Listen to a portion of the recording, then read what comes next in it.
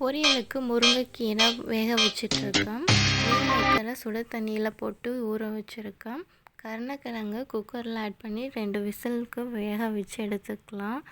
முருங்கைக்கீரை தாளிக்கிறதுக்கு தேங்காய் பூ, நிலக்கடலை அதை பொடி பண்ணி அதையும் போட்டு வதக்கிக்கலாம். இது ரொம்ப டேஸ்ட்டாக இருக்கும்.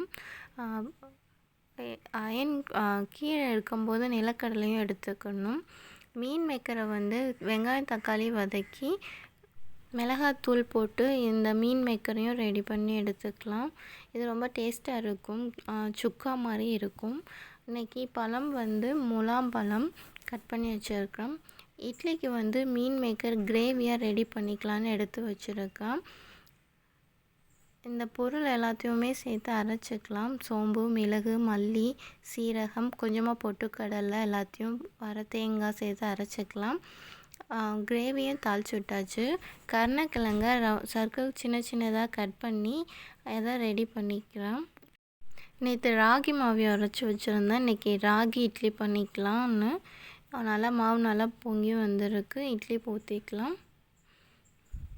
கருணக்கிழங்கு வதக்கிறதுக்கு தக்காளி, வெங்காயம், பூண்டு நிறைய ஆட் பண்ணிக்கலாம். நல்லாயிருக்கும் டேஸ்ட்டாக. பிரேக்ஃபாஸ்ட்டுக்கு இட்லி ரெடி ஆயிடுச்சு. இட்லி, கொஞ்சமாக கீரை, மீன் மேக்கர் குருமா. லஞ்ச் பாக்ஸுக்கு இன்றைக்கி தயிர் சாதம், கருணக்கிழங்கு பொரியல், மீன் மேக்கர், ஈவினிங் ஸ்நாக்ஸ்க்கு பிஸ்கட், கூட கொஞ்சமாக டேட்ஸ், மார்னிங் ஸ்நாக்ஸுக்கு முலாம்பழமும் வாழைப்பழமும். பிரேக்ஃபாஸ்ட்டுக்கு முருங்கைக்கீரை, மீன் மேக்கர், கொஞ்சமாக மஸ்கமெலன். ஈவினிங் ஸ்நாக்ஸாக முறுக்கு, நட்ஸ், கூட ஒரு வாழைப்பழம். தேங்க்யூ, பாய்.